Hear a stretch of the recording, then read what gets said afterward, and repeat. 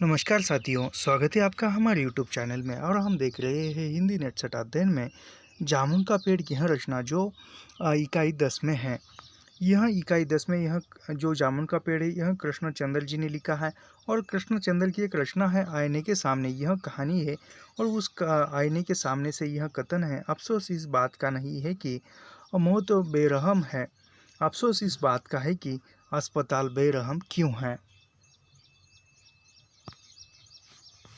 अभी यहाँ पर कृष्णचंद्र का जन्म जो है वह 1914 में होता है पंजाब के वजीराबाद गांव में, और जिला गुजरांग कला में होता है।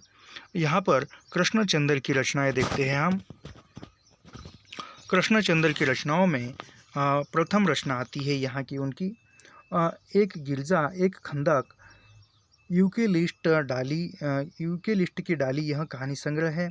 शिकस्त जरगांव की रानी, सड़क वापस आती है, आसमान रोशन है, एक गधे की आत्मकथा, अन्नदाता, हम बहशी है, जब खेत आगे, 52 पत्ते, एक वायलिन समंदर के किनारे, कागज की नाव, मेरी यादों के किनारे। यह उपन्यास है। और इनको साहित्य अकादमी भी मिला है कृष्णचंद्र को। और कृष्णचंद्र जो है प्रेमचंद के समकालीन है और प्रेमचंद का जन्म 1977 में होता है।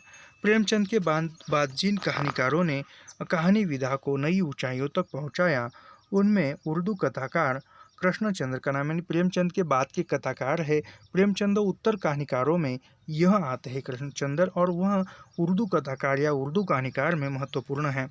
प्रगतिशील लेखक संघ से संबंध, यानी यह प्रगतिशील लेखक संघ में ही थे, जिसका असर, यानी प्रगतिशील लेखक संघ में थे तो उसका असर इनकी रचनाओं पर स्पष्ट झलकता हुआ नजर आता है।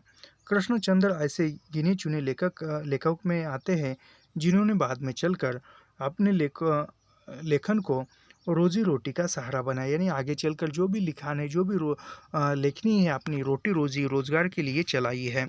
कृष्णचंद्र की प्राथमिक शिक्षा जम्मू कश्मीर में हुई है। उच्च शिक्षा के लिए वे सन 1930 में लाहौर आ गए और वहां पर लाहौर में फॉरमैन क्रिश्चियन कॉलेज में प्रवेश लिया। 1934 में पंजाब विश्वविद्यालय से उन्होंने अंग्रेजी में एमए किया, स्नातकोत्तर। और बाद में उनका जुड़ाव बाद में वह फिल्म क्षेत्र में आए और फिर वह मुंबई में ही रहने लगे, यानी मुंबई में जो फिल्म इंडस्ट्री में वह आए।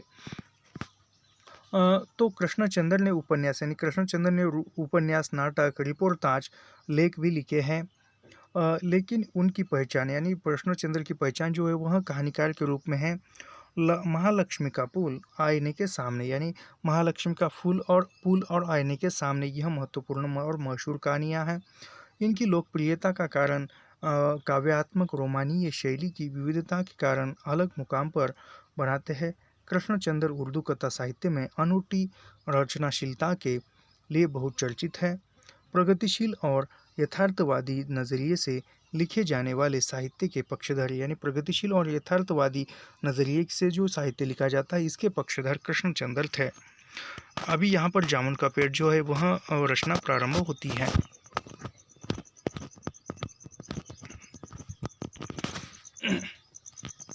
जामुन का पेड़, रात को बड़े जोर का झक्कड़ चला, सेक्रेटेरिएट के लॉन्ग में जामुन का पेड़ गिर पड़ा। सवेरे को जब माली ने देखा तो उसे पता चला कि पेड़ के नीचे एक आदमी दबा पड़ा, यानी सबसे प्रथम वह जामुन का पेड़ गिरा है और उस पेड़ के नीचे एक आदमी दबा पड़ा है। यह सबसे प्रथम कौन देखता है? तो माली देखता है, याद रखिए माली देखता है। माली दौड़ा दौड़ा चपरासी के पास गया, चपरासी दौड़ा दौड़ा क्लर्क के पास गया, क्लर्क दौड़ा दौड़ा सुपरिटेंडेंट के पास गया और सुपरिटेंडेंट दौड़ा दौड़ा बाहर लॉन में आया। यह क्रम याद रखिए। माली जो है वह दौड़ा दौड़ा चपरासी के पास जाता है, चपरासी दौड़ा दौड़ा क्लर्क के पास जाता है, और क्लर्क जो है वह दौड़ दौड़ कर सुपरिटेंडेंट के पास जाता है, और सुपरिटेंडेंट जो है वह बाहर लॉन में आता है। और लॉन में आते ही पेड़ के नीचे दबे हुए आदमी के चारों ओर भीड़ इकट्ठी हो गई है। बेचारा जामुन का पेड़ कितना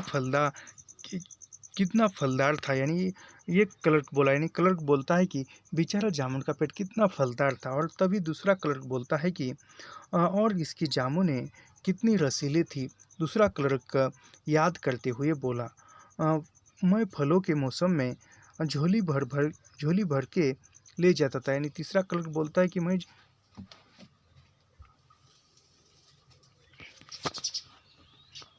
तीसरा क्लर्क बोलता है कि मैं जो है वहाँ फलों के मौसम में इसकी जामुनें झोली भर के ले जाता था और बच्चे जो है इनकी जामुनें खुशी से खाते थे। तीसरा क्लर्क लगभग रुआसी होकर बोला, यानी तीसरा क्लर्क जो है रुआसी होकर बोलता है कि मगर यह आदमी, माली ने दबे हुए आदमी की तरफ इशारा किया। यानी वह तीसरा क्लर्क बोल रहा है कि रुआसी होकर कहता है कि मेरे बच्चे इसके जामुन खाते थे, और माली जो है वह दबे हुए आदमी की तरफ इशारा करते हुए कहता है कि मगर यह आदमी दबा हुआ है। हाँ, यह आदमी, सुपरिटेंडेंट सोच में पड़ गया। फिर सुपरिटेंडेंट जो है वह सोच में पड़ गया कि मगर यह आदमी दबा पड़ा है, पता नहीं जिंदा है कि मर गया। यानी पता नहीं यह आदमी जिंदा है कि मर गया। एक चपरासी ने पूछा, यानी एक चपरासी कहता है वो मर गया होगा, इतना भारी पेड़ जिसकी पीठ पर गिरे वह बच कैसे सकता है। दूसरा चपरासी कहता है कि इतना भारी पेड़ जिसके पीठ पर गिर पड़े वह कैसे बच सकता है। नहीं, मैं जिंदा हूँ, दबे हुए आदमी ने बड़ी कठिनता से कहराते हुए कहा। यानी वह दबे हुए आदमी ने बड़ी कठिनता के साथ कहा कि नहीं, मैं जिंदा हूँ, जिंदा है। एक क्लर्क ने ताज्जुब ताज्जुब से कहा, यानी ताज्जुब यानी आश्चर्य से कहा कि मैं जिंदा हूँ, जिंदा है। पेड़ को हटाकर इसे जल्द से निकाल लेना चाहिए, माली ने सुझाव दिया। यानी माली ने सुझाव दिया कि पेड़ को काटकर इसको जल्दी से निकाल देना चाहिए। मुश्किल मालूम होता है, एक चुस्त कामचोर और मोटा चपरासी बोला। यानी एक मुश्किल मालूम होता है पेड़ को हटाना, यह कौन बोलता है? तो एक चुस्त, यानी खा पी कर एक चुस्त है, तंदुरुस्त है, ऐसा मोटा है, तोंद वाला है, तो वह एक मोटा कामचोर चपरासी बोलता है कि मुश्किल है। पेड़ का तना बहुत भारी है, वजनी है। यानी पेड़ का तना बहुत भारी है, इसीलिए वजन भी ज़्यादा होगा। क्या मुश्किल है? माली बोला। अगर सुप्रियंट साहब हुक्म दे तो अभी 15-20 माली चपरासी और क्लर्क लगाकर पेड़ के नीचे से दबे हुए आदमी को निकाला जा सकता है। यानी माली कहता है कि 15-20 माली, और यदि सुप्रियंट आदेश दे, हुक्म दे, तो 15-20 माली मिलकर, चपरासी मिलकर वो पेड़ को अभी हटा सकते हैं। माली ठीक कहता है। बहुत से क्लर्क एक साथ बोले, यानी बहुत सारे क्लर्क जो है एक साथ बोलते हैं कि माली ठीक सुझाव देते हैं कि सभी मिलकर पेड़ को हटाएंगे। लगाओ जोर, हम तैयार है। यानी एक क्लर्क बोलते हैं कि लगाओ जोर, हम तैयार है पेड़ को हटाने के लिए। एक साथ बहुत से लोग पेड़ को उठाने को तैयार हो गए।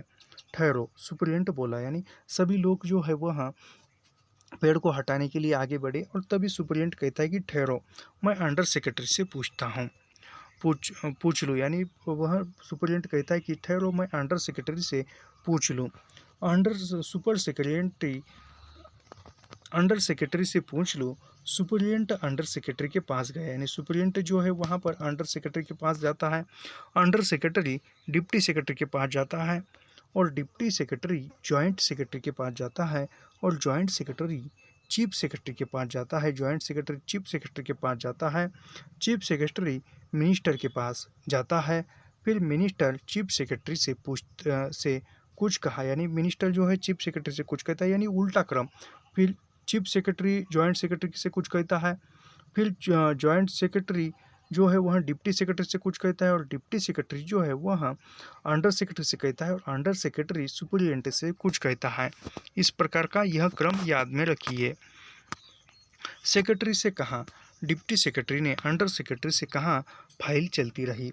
इसी में आधा दिन बढ़ गया, यानी इसी में आधा दिन बीत गया। दोपहर हो गई, दबा हुआ आदमी उसी नीचे है। दोपहर के खाने पर दबे हुए आदमी ने चारों ओर बहुत भीड़ हो गई। यानी दोपहर के समय में दबे हुए आदमी के चारों ओर भीड़ हो गई। लोग तरह तरह की बातें कर रहे थे। कुछ मनचले क्लर्कों ने समस्या को खुद ही सुलझाना चाहा। वे हुकूमत के फैसले का इंतज़ार किए बिना पेड़ को आप हटा देने का निश्चय कर रहे थे। कि इतने में सुपरिटेंडेंट फाइल लिए भागा भागा आया। यानी इतने में जो है कुछ क्लर्क जो है वो दोपहर के समय में उस पेड़ को हटाने का निश्चय कर लेते। तभी सुपरिटेंडेंट जो है फाइल लेकर भागता हुआ आता है। बोला, हम लोग खुद इस पेड़ को नहीं हटा सकते। यानी सुपरिटेंडेंट कहता है कि हम लोग जो है खुद होकर इस पेड़ को नहीं हटा सकते हैं।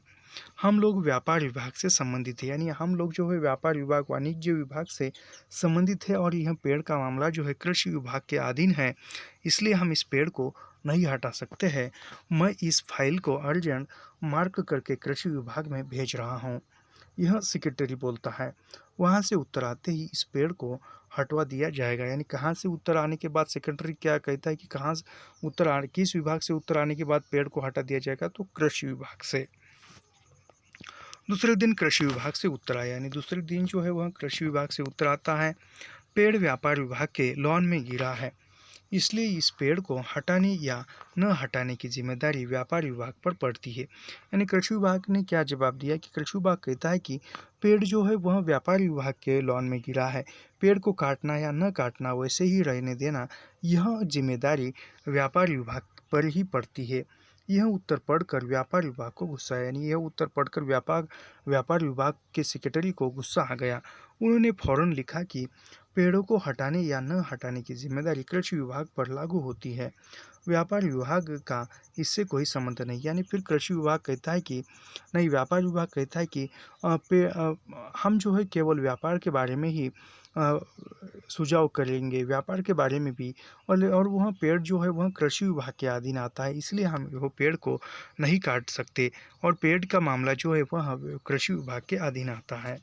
दूसरे दिन भी फाइल चलती रही। यानी दूसरे दिन भी फाइल चलती रही। शाम को जवाब आ गया, हम इस मामले को हॉर्टिकल्चर डिपार्टमेंट के हवाले कर रहे हैं, क्योंकि यह एक फलदार पेड़ का मामला है और एग्रीकल्चर डिपार्टमेंट अनाज और खेती बाड़ी के मामलों में फैसला करने का हकदार है। यानी यहाँ पर फिर अगले दिन जो है वह कृषि विभाग से जवाब आया कि हम जो है वह मामला, पेड़ का मामला हॉर्टिकल्चर विभाग में भेज रहे हैं, क्योंकि यह एक फलदार पेड़ है, इसलिए हॉर्टिकल्चर विभाग के बारे में भेज रहे हैं और कृषि विभाग जो है केवल खेती बाड़ी के मामलों में फैसला करने के हकदार हैं।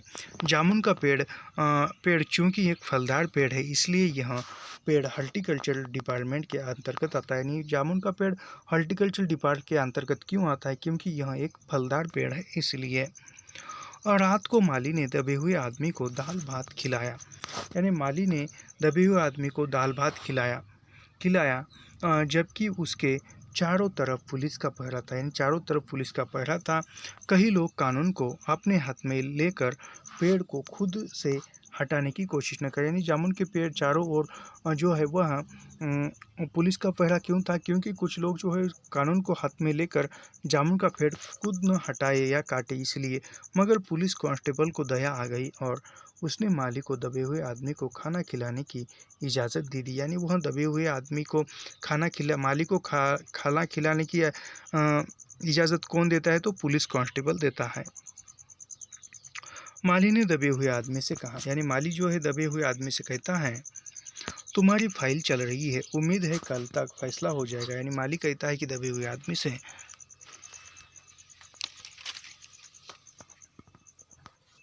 तुम्हारी फाइल चल रही है, सुना है कल तक फैसला हो जाएगा। दबा हुआ आदमी कुछ नहीं बोलता। अभी दबा हुआ आदमी क्या बोलेगा, बेचारा दबा हुआ है नीचे, उसके पीठ पर इतना बड़ा तना है। माली ने पेड़ के तने को ध्यान से देखकर कहा। यानी माली ने पेड़ के तने को ध्यान से देखकर कहा, अच्छा हुआ कि तना तुम्हारे कूल्हे पर गिरा, अगर कमर पर गिरता तो रीढ़ की हड्डी टूट जाती। यानी माली कहता है कि अच्छा हुआ जो तना है पेड़ का वह कूल्हे पर गिरा, नहीं तो यदि कमर पर गिरता तो रीढ़ की हड्डी टूट जाती। दबा हुआ आदमी फिर भी कुछ नहीं बोला। यानी दबा हुआ आदमी खामोश है। माली ने फिर कहा, तुम्हारा यहाँ कोई वारिस है तो मुझे उसका आता बताओ, मैं उन्हें खबर देने की कोशिश करूँगा। यानी माली कहता है कि दबे हुए आदमी से, तुम्हारा यहाँ किधर तुम्हारा यहाँ इस शहर में कोई वारिस है तो उसका पता बताओ, मैं उसको खबर देता हूँ। वारिस यानी कोई संबंधी, कोई सगा संबंधी, कोई रिश्तेदार। मैं लावारिस हूँ, यानी वह दबा हुआ आदमी कहता है कि मैं लावारिस हूँ, यानी मेरे आगे पीछे कोई नहीं है। इसका ये गाना भी है यहाँ का, अमिताभ बच्चन का, ना कोई रोने वाला ना कोई रोने वाली, अकेला हूँ जनाबे आली, ऐसा कुछ तो गाना है, बहुत बढ़िया गाना है। दबे हुए आदमी ने बड़ी मुश्किल से कहा, यानी दबे हुए आदमी ने मुश्किल से कहा कि मैं लावारिस हूँ। मालिक खेद प्रकट करता हुआ वहाँ से हट गया। तीसरे दिन हॉर्टिकल्चर डिपार्टमेंट से जवाब आ गया। बड़ा कड़ा जवाब था और व्यंग्यपूर्ण, यानी तीसरे दिन हॉर्टिकल्चर विभाग का जवाब कितने दिन आता है, तो तीसरे दिन आता है, और बड़ा एक कड़वा व्यंग्यपूर्ण इन्होंने जवाब दिया था। 1 मिनट रुकिए।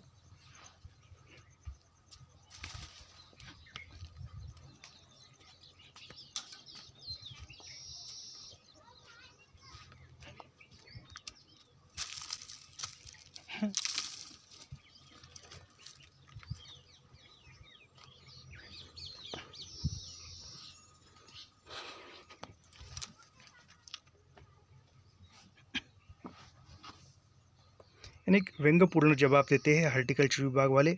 हॉर्टिकल्चर डिपार्टमेंट का सेक्रेटरी साहित्य प्रेमी आदमी जान पड़ता था, यानी वहाँ हॉर्टिकल्चर डिपार्टमेंट का सेक्रेटरी जो है साहित्य प्रेमी जान पड़ता था, उसने लिखा था, यानी वह हॉर्टिकल्चर विभाग के सेक्रेटरी ने लिखा था। आश्चर्य है इस समस्या इस समय जब हम पेड़ लगाओ स्कीम ऊंचे स्तर पर चला रहे हैं, यानी वह कहता है कि हॉर्टिकल्चर विभाग का सेक्रेटरी कहता है कि आश्चर्य है कि इस समय हम पेड़ लगाओ यह स्कीम चला रहे हैं।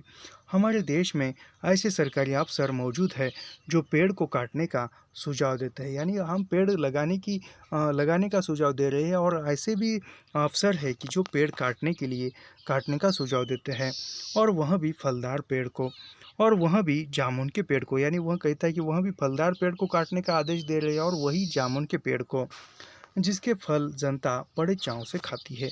हमारा विभाग किसी हालत में इस फलदार वृक्ष को काटने की इजाज़त नहीं देता, यानी यह हॉर्टिकल्चर विभाग कहता है कि यह हमारा जो विभाग है इस फलदार पेड़ को काटने की इजाज़त नहीं देता। आप क्या किया जाए, यानी फिर वाणिज्य विभाग के या व्यापार विभाग के सामने प्रश्न है कि आप क्या किया जाए। इस पर एक मंचले ने कहा, अगर पेड़ काटा नहीं जा सकता तो इस आदमी को काट कर निकाल लिया जाए, यानी एक दबे हुए वहाँ पर एक सुझाव देते हैं, इसको आप क्या किया जाए। इस पर एक मंचले, यानी एक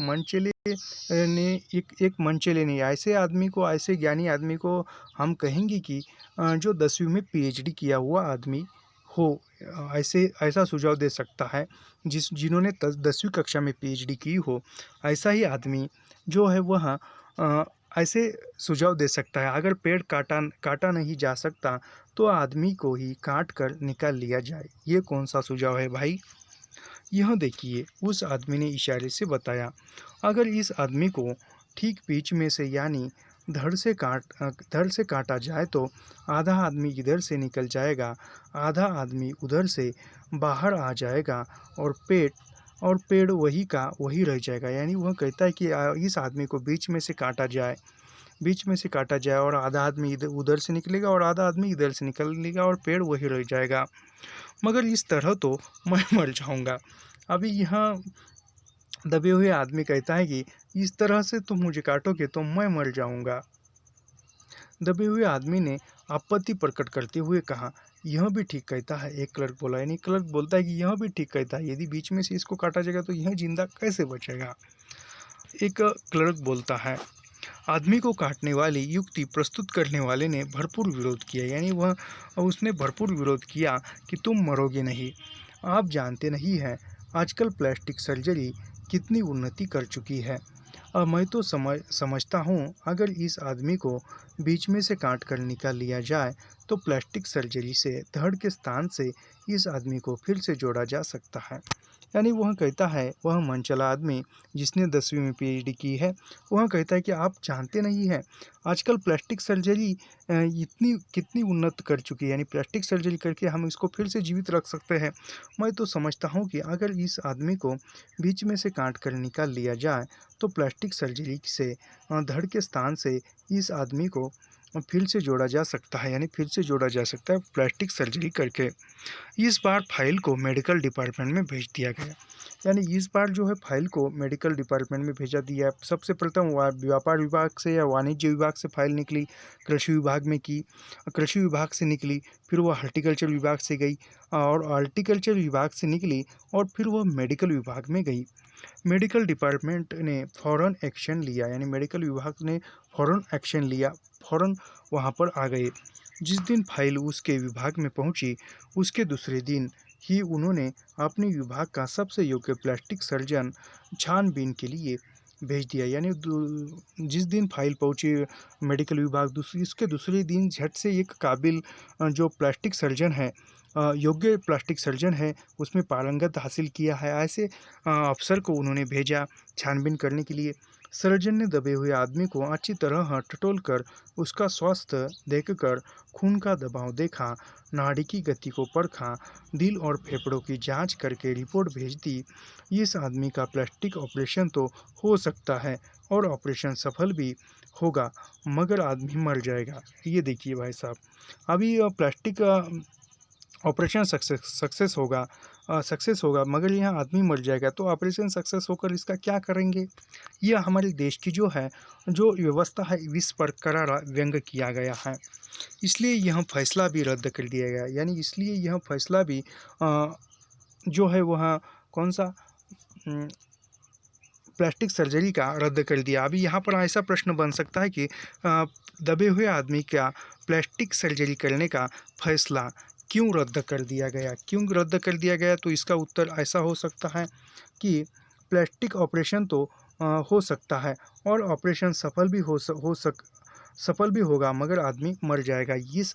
इसलिए वह जो है यह प्लास्टिक सर्जरी का ऑप्शन जो है वह उन्होंने फैसला जो है रद्द कर दिया, कैंसिल कर दिया।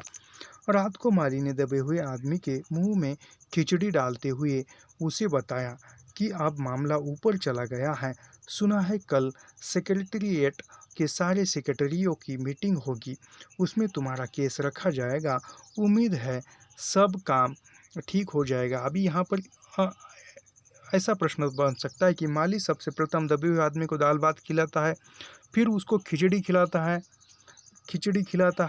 खिचड़ी भी याद रखिए, दबे हुए आदमी को माली जो है दबे हुए आदमी के मुंह में खिचड़ी डालता है, डालते हुए कहता है कि अब मामला ऊपर चला गया है, सुना है कि कल सेक्रेटरी के सारे सेक्रेटरियों की मीटिंग होगी, उसमें तुम्हारा केस रखा जाएगा, उम्मीद है सब ठीक हो जाएगा। यह माली कहता है। दबा हुआ आदमी एक आह भरकर धीरे से बोला, ये तो माना कि तगाफूल न करोगे लेकिन, यानी वह दबा हुआ आदमी भी एक शायर है, एक साहित्यिक है, तो देखो वह भी एक शायरी बोल रहा है। ये तो माना कि तगाफूल न करोगे लेकिन खाक हो जाओगे, हम तुमको खबर होने तक, यानी यानी कहते कि वहाँ पर खबर होने तक या सभी को खबर होने तक, तुम्हारा फैसला आने तक हम जो यहाँ पर खाक हो जाएंगे, मर जाएंगे। माली ने अचंभे से मुंह में उंगली दबा ली और चकित भाव से बोला, क्या तुम शायर हो। यानी माली ने चकित होकर बोला, क्या तुम शायर हो, तुम तो ऐसी शायरी सुना रहे हो, ये तो माना कि तगाफुल न करोगे लेकिन खाक हो जाएंगे हम तुमको खबर होने तक। माली ने अचंभे यानी आश्चर्य से पूछा कि तुम शायर हो।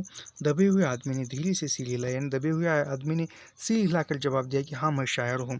दूसरे दिन माली ने चपरासी को बताया, यानी दूसरे दिन जो है माली जो है दबा हुआ आदमी शायर है, यह खबर माली चपरासी को बताता है, चपरासी क्लर्क को बताता है और क्लर्क जो है वह हैंड क्लर्क को बताता है, यानी दबा हुआ आदमी शायर है, यह सबसे प्रथम माली चपरासी को बताता है, चपरासी क्लर्क को बताता है और क्लर्क जो है वह हैंड क्लर्क को बताता है।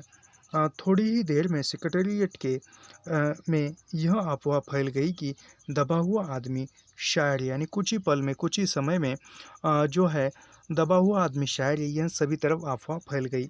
बस फिर क्या, लोगों का झुंड झुंड का झुंड शायर को देखने के लिए आ गया। यानी लोगों को हमारे देश में एकत्रित होने के लिए सिर्फ कारण चाहिए, फिर वो कारण कौन सा कोई भी क्यों ना हो। जैसे एक चींटी मर गई तो पूरा जो ये हो गया, भीड़ जमा हो गई, उमड़ पड़ा। अ, इसकी चर्चा शहर में फैल गई और शाम तक गली गली से शायर जमा होने लगे। यानी इसकी खबर जो है, दबा हुआ आदमी शायर है, तो यह खबर पूरे शहर में फैल गई और पूरे लॉन में शायर ही शायर आ गए। और सेक्रेटेरिएट का लॉन भांति भांति के कवियों से भर गया और दबे हुए आदमी के चारों ओर कवि सम्मेलन सा वातावरण उत्पन्न हो गया। अभी यहाँ पर ऐसा प्रश्न पूछा जा सकता है कि सेक्रेटेरिएट का लॉन भांति भांति के कवियों से भर गया, इनमें से भांति भांति शब्द का अर्थ क्या हो सकता है? तो अलग अलग विभिन्न प्रवृत्तियों के या विभिन्न विषयों पर लिखने वाले। दबे हुए आदमी के चारों ओर कवि सम्मेलन का सा यानी दबे हुए आदमी के चारों ओर ये का व्यापार विभाग के लॉन पर कवि सम्मेलन सा वातावरण उत्पन्न हो गया। सेक्रेटेरिएट के कई क्लर्क और अंडर सेक्रेटरी तक जिन्हें साहित्य और कविता से लगाव था, रुक गए। कुछ शायर दबे हुए आदमी को अपनी कविताएं दोहे सुनाने लगे। यानी कुछ जो है शायर जो है वहाँ रुके थे, वहाँ दबे हुए आदमी को अपनी कविताएं दोहे कुछ शेर जो है सुना रहे हैं। कई क्लर्क उसको अपनी कविता पर आलोचना करने को मजबूर करने लगे हैं। अभी देखिए, दबे हुए आदमी को निकालने की कोशिश करनी चाहिए, या दबा हुआ आदमी कवि है, शायर है, इसके लिए उसको कविता या शायरी सुनानी चाहिए। तो यह एक जो है करारा व्यंग है हमारे समस्या पर, शासन समस्या पर, यानी सरकारी विभाग में काम किस प्रकार चलता है इस पर। जब यह पता चला कि दबा हुआ आदमी एक कवि है, तो सेक्रेटेरिएट की सब कमेटी ने फैसला किया कि चूंकि दबा हुआ आदमी एक कवि है, इसलिए इस फाइल का संबंध एग्रीकल्चर डिपार्टमेंट से है। यानी वह जो सेक्रेटरी की कमेटी की बैठक होने वाली थी, मीटिंग होने वाली थी, वह मीटिंग कैंसिल कर दी क्योंकि वो दबा हुआ आदमी एक कवि है। फिर उन्होंने वह फाइल एग्रीकल्चर यानी वो सांस्कृतिक विभाग में भेज दी, हॉर्टिकल्चर डिपार्टमेंट से, बल्कि सिर्फ कल्चर डिपार्टमेंट से। यानी वह कल्चर डिपार्टमेंट से आ गई। कल्चर डिपार्टमेंट से अनुरोध किया गया कि जल्द से जल्द मामले का फैसला करके अभागे कवि को इस फलदार पेड़ से छुटकारा दिया जाए। यानी सांस्कृतिक विभाग, कल्चर विभाग से कहा गया कि तो अनुरोध किया गया कि अभागे कवि को जल्द से जल्द निकाला जाए। फाइल कल्चर डिपार्टमेंट के अनेक विभागों से गुजरती हुई साहित्य अकादमी से सेक्रेटरी के पास पहुंची। यानी फाइल जो है अनेक कल्चर विभाग में, यानी सांस्कृतिक विभाग में भी बहुत सारे डिपार्टमेंट होते हैं, उसमें खेल विभाग बहुत सारे होते हैं, तो उसमें से जो है साहित्य अकादमी सेक्रेटरी के पास वह फाइल पहुंची। बेचारा सेक्रेटरी उसी समय अपनी गाड़ी में सवार होकर सेक्रेटरीट के पास पहुंचा और दबे हुए आदमी से इंटरव्यू लेने लगा। यानी साहित्य अकादमी का विभाग का सेक्रेटरी जो है वह अपनी गाड़ी में आता है, गाड़ी में सवार होकर आता है, विमान पर या किसी अन्य जहाज़ पर इस पर नहीं आता है, गाड़ी में सवार होकर आता है और सेक्रेटरीट पहुंचा और दबे हुए आदमी से इंटरव्यू लेने लगा, साक्षात्कार लेने लगा। तुम कवि हो? उसने पूछा। यानी वह सांस्कृतिक विभाग का सेक्रेटरी पूछता है कि तुम कवि हो? जी हाँ, दबे हुए आदमी ने जवाब दिया। किस उपनाम से शोभित हो? यानी तुम किस उपनाम से कविता लिखते हो? ओस। यानी वो दबा हुआ आदमी कहता है कि ओस। ओस यानी ओस। सेक्रेटरी जोर से चिल्लाया। यानी सेक्रेटरी जो है ओस नाम सुनते ही जोर से चिल्लाता है ओस। क्या तुम ओस उपनाम से लिखते हो? क्या तुम वही हो? यानी वह कहता है कि क्या तुम वही हो ओस? ओस हो जिसका गद्य संग्रह ओस के फूल अभी हाल ही में प्रकाशित हुआ। यानी क्या तुम वही हो जिसका अभी एक ग्रंथ गद्य संग्रह प्रकाशित हुआ हुआ ओस के फूल। यानी ओस के फूल यह दबे हुए आदमी का कौन सा संग्रह था? तो गद्य संग्रह था और उसका नाम जो था ओस के फूल था। याद रखिए, प्रकाशित हुआ। दबे हुए कवि ने हुंकार में सिर हिलाया। क्या तुम हमारी अकादमी के मेंबर हो? यानी वो सेक्रेटरी पूछता है कि क्या तुम हमारे अकादमी के मेंबर हो? सेक्रेटरी ने पूछा नहीं। यानी फिर दबा हुआ आदमी जवाब देता है कि नहीं हूँ, मैं तुम्हारे विभाग का सदस्य। आश्चर्य है, सेक्रेटरी जोर से चीखा, इतना बड़ा कवि, ओस के फूल का लेखक और हमारी अकादमी का मेंबर नहीं है? उफ, कैसी भूल हो गई हमसे। कितना बड़ा कवि और कैसी अंधेरी गुमनामी में पड़ा है। गुमनामी में नहीं, हम एक पेड़ के नीचे दबा हूँ, कृपया मुझे इस पेड़ के नीचे से निकालिए। यानी दबा हुआ जो शायर है वह कहता है कि गुमनामी में मैं पड़ा नहीं हूँ, एक पेड़ के नीचे दबा हूँ, कृपया मुझे यहाँ से निकाल लीजिए। अभी बंदोबस्त करता हूँ, सेक्रेटरी फौरन बोला, और फौरन उसने अपने विभाग में रिपोर्ट। यानी वो सेक्रेटरी कल्चर, जो सांस्कृतिक विभाग का सेक्रेटरी है, वह कहता है कि मैं फ़ौरन निकालता हूँ, और वह ऐसा कर फ़ौरन उसने अपने विभाग में रिपोर्ट भेज दी। दूसरे दिन सेक्रेटरी भागा भागा कवि के पास आया और बोला, मुबारक हो, मिठाई खिलाओ। यानी दूसरे दिन सांस्कृतिक विभाग का सेक्रेटरी जो है वो भागा भागा दौड़ा हुआ आता है और कहता है कि मुबारक हो, मिठाई खिलाओ। अभी दबा हुआ आदमी उसको मिठाई कैसे खिला सकता है भाई? हमारी सरकारी सरकारी साहित्य अकादमी ने तुम्हें अपनी केंद्रीय शाखा का मेंबर चुन लिया है, यह लो चुनाव पत्र। यानी वह सेक्रेटरी कहता है कि हमारी जो सरकारी साहित्य अकादमी है, उन साहित्य अकादमी ने तुम्हें मेंबर के रूप में चुना है, सदस्य के रूप में चुना है, यह लो चुनाव पत्र। मगर मुझे इस पेड़ के नीचे से तो निकालो। यानी दबा हुआ आदमी कहता है कि मगर तुम मुझे चुनाव पत्र दे रहे हो, मगर पहले तुम मुझे इस पेड़ के नीचे से तो निकालो। दबे हुए आदमी ने कहा कर कहा। उसकी सांस बड़ी मुश्किल से चल रही थी, यानी सांस उसकी मुश्किल से चल रही थी, और उसकी आंखों से मालूम हो रहा था कि वह घोर पीड़ा और दुख में पड़ा है। यानी उसकी आंखों से उसके शरीर का दुख, कठिनाई, समस्या जो है वह प्रकट हो रहा था। यह हम नहीं कर सकते। यानी वो सेक्रेटरी कहता है कि सांस्कृतिक विभाग का, यह हम नहीं कर सकते।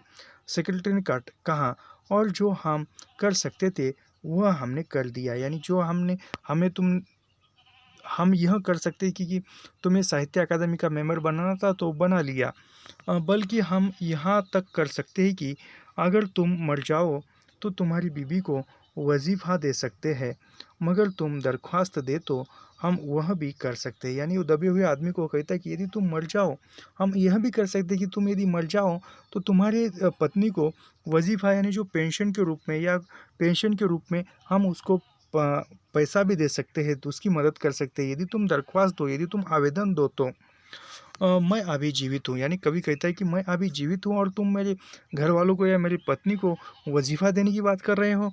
कवि रुक रुक कर बोला। यानी कवि रुक रुक कर बोलता है, मैं जिंदा हूँ, मुझे जिंदा रखो। यानी कवि रुक रुक कर बोलता है कि मुझे जिंदा रखो, ऐसे रुक रुक कर बोलता है। मुसीबत यह है कि सरकारी साहित्य अकादमी का सेक्रेटरी हाथ मलते हुए बोला। यानी सरकारी साहित्य अकादमी का सेक्रेटरी जो है वह हाथ मलते मलते बोला, हमारा विभाग सिर्फ कल्चर से संबंधित है। यानी हमारा विभाग जो सिर्फ कल्चर, सिर्फ संस्कृति से संबंधित है। पेड़ काटने का मामला कमल कलम दब कलम दबावत से नहीं। यानी पेड़ काटने का मामला जो है कलम दबावत से नहीं चल सकता, आड़ी कुराड़ी से संबंधित। यानी पेड़ काटने का मामला जो है कलम से, पेन से नहीं चल सकता, वह आड़ी कुराड़ी का मामला है। और उसके लिए हमें फॉरेस्ट डिपार्टमेंट को लिख दिया है, और अर्जेंट लिखा है। यानी वह कहता है कि संस्कृति विभाग वाले, हमने जो है फॉरेस्ट विभाग, यानी जो वन विभाग है, उसको भेज दिया है, और कहा कि अर्जेंट लिखा है। शाम को माली ने आकर दबे हुए आदमी को बताया। यानी शाम को दबे हुए आदमी को माली बताता है कि कल फॉरेस्ट डिपार्टमेंट के आदमी आकर इस पेड़ को काट देंगे और तुम्हारी जान बच जाएगी। यानी मालिक फिर से दबे हुए आदमी के पास आता है और कहता है कि कल जो है फॉरेस्ट विभाग, यानी जो वन विभाग के आदमी है वह आएंगे और पेड़ काटा जाएगा। माली बहुत खुश था, दबे हुए आदमी का स्वस्थ जवाब दे रहा था। यानी मालिक खुश था क्योंकि दबा हुआ आदमी जो है स्वास्थ्य जवाब दे रहा था। ऐसे माली को लग रहा था कि उसका स्वास्थ्य जो है ठीक है, मगर वह किसी न किसी तरह अपने जीवन के लिए लड़े जा रहा था। यानी वह जवाब दे रहा था, लेकिन अंदरूनी जो समस्या है, अंदरूनी जो कठिनाई है, दर्द है, दुख है, तकलीफ है, वह सिर्फ उस दबे हुए आदमी को ही पता था। कल सवेरे तक किसी न किसी तरह से उसे जीवित रखना है। यानी माली सोच रहा था कि कल तो है वो कल तो पेड़ काटा जाएगा, और कल तक इसको किसी न किसी तरह जीवित रखना है। दूसरे दिन जब फॉरेस्ट डिपार्टमेंट के आदमी आरी कुराड़ी लेकर पहुंचे तो उनको पेड़ काटने से रोक दिया गया। अभी दूसरे दिन जो है वह आरी कुराड़ी लेकर वन विभाग के आदमी आए, फॉरेस्ट विभाग के डिपार्टमेंट के आदमी आए आरी कुराड़ी लेकर, और फिर उनको रोक दिया गया। मालूम हुआ कि मालूम हुआ कि विदेशी विभाग से हुक्म आया था कि इस पेड़ को न काटा जाए। यानी वहाँ वन विभाग के आदमी को क्यों रोका गया पेड़ काटने से, तो कि वहाँ विदेश विभाग से हुक्म आया कि इस पेड़ को न काटा जाए। कारण यह था कि पेड़ को 10 साल पहले पिटोनिया राज्य के प्रधानमंत्री ने सेक्रेटेरिएट के लॉन में लगाया था। यानी जामुन का पेड़ सेक्रेटेरिएट के विभाग में किसने लिया, किस देश के पंत प्रधान ने लगाया था, प्रधानमंत्री ने, तो पिटोनिया के प्रधानमंत्री ने लगाया था। अब अगर यह पेड़ काटा गया तो इस बात का काफ़ी अंदेशा होगा, यानी ये पेड़ काटा जाए तो बहुत सारा संकट आ सकता है। पिटोनिया सरकार से हमारे संबंध सदा के लिए बिगड़ जाएंगे, यानी पिटोनिया देश से हमारे संबंध जो है वह बिगड़ जाएंगे। मगर एक आदमी की जान का सवाल है, एक क्लर्क चिल्लाया, यानी कि क्लर्क चिल्लाकर बोलता है कि मगर दबे हुए आदमी की जान का सवाल है, एक आदमी के जान का सवाल है, दूसरी ओर राज्यों के संबंधों का सवाल है, यानी दूसरी ओर राज्यों के संबंध का सवाल है। यह दूसरा क्लर्क बोलता है। पहले क्लर्क को समझाया, यानी पहले क्लर्क को समझाता है, और यह भी तो समझो कि पिटोनिया सरकार हमारे राज्य को कितनी सहायता देती है। हम उसकी मित्रता की खातिर एक आदमी के जीवन का भी बलिदान नहीं दे सकते। कवि को मर जाना चाहिए अभी कवि को मर जाना चाहिए निसंदेह, यानी ये क्लर्क बोल रहा है कि कवि को मर जाना चाहिए निसंदेह। अंडर सेक्रेटरी ने सुपरिटेंडेंट को बताया, आज सवेरे प्रधानमंत्री दौरे से वापस आ गए हैं। आज 4 बजे विदेश विभाग इस पेड़ की फाइल उनके सामने पेश करेगा। यानी आज यानी कहते हैं कि अंडर सेक्रेटरी कहता है कि सुपरिटेंडेंट को बताया कि आज सवेरे प्रधानमंत्री दौरे से वापस आ गए हैं। 4 बजे विदेशी विभाग इस पेड़ की, यानी 4 बजे विदेशी विभाग में इस पेड़ की फाइल पर सामने रख दी जाएगी 4 बजे। जो वे फैसला देंगे वही सबको स्वीकार होगा, यानी जो वह विदेशी मंत्रालय जो है फाइल पर प्रधानमंत्री जो उस पर फैसला देंगे वहाँ सबको स्वीकार होगा। शाम के 5 बजे सोए सुपरिटेंडेंट कवि की फाइल लेकर उसके पास आया। सुनते हो, आते ही वह खुशी से फाइल को हिलाते हुए चिल्लाया, यानी खुशी से चिल्लाया कि सुपरिटेंडेंट चिल्लाया, प्रधानमंत्री ने इस पेड़ को काटने का हुक्म दे दिया है और इस घटना की सारी अंतर्राष्ट्रीय जिम्मेदारी अपने सिर ले ली है। यानी प्रधानमंत्री ने आदेश, सुपरिटेंडेंट खुश होकर क्यों आता है, क्योंकि प्रधानमंत्री ने कहा था कि अंतर्राष्ट्रीय जिम्मेदारी मैं खुद के ऊपर लेता हूं और यह पेड़ काटा जाएगा। कल यह पेड़ काट दिया जाएगा और तुम इस संकट से छुटकारा हासिल कर लोगे। यानी वह कहते हैं कि कल जो है यह पेड़ काटा जाएगा और तुम इस संकट से, तुम्हारे पीठ पर जो ये पड़ा है, पेड़ गिरा है, वह काटा जाएगा और तुम इस संकट से मुक्त हो जाओगे। सुनते हो, आज तुम्हारी फाइल पूर्ण हो गई। यानी कहता है कि आज तुम्हारी फाइल पूर्ण हो गई। सेक्रेटरी कहता है दबे हुए आदमी से, मगर कवि का हाथ ठंडा था। आंखों की पुतलियां निर्जीव और चींटियों की एक लंबी पात उसके मुंह से जा रही थी। अब उसके जीवन की फाइल भी पूर्ण हो चुकी थी। यानी कहा जाए तो दबा हुआ आदमी मर गया था। तो हमारे देश की जो न्याय व्यवस्था है इसी प्रकार चलती है। तो यहाँ पर जो है जामुन का पेड़, यह एक व्यंग्यात्मक कहानी समाप्त होती है। और ऐसे ही अध्ययन करने के लिए हमारे चैनल को सब्सक्राइब कीजिए, लाइक कीजिए और शेयर करना मत भूलिए। मिलते हैं नेक्स्ट वीडियो में। धन्यवाद।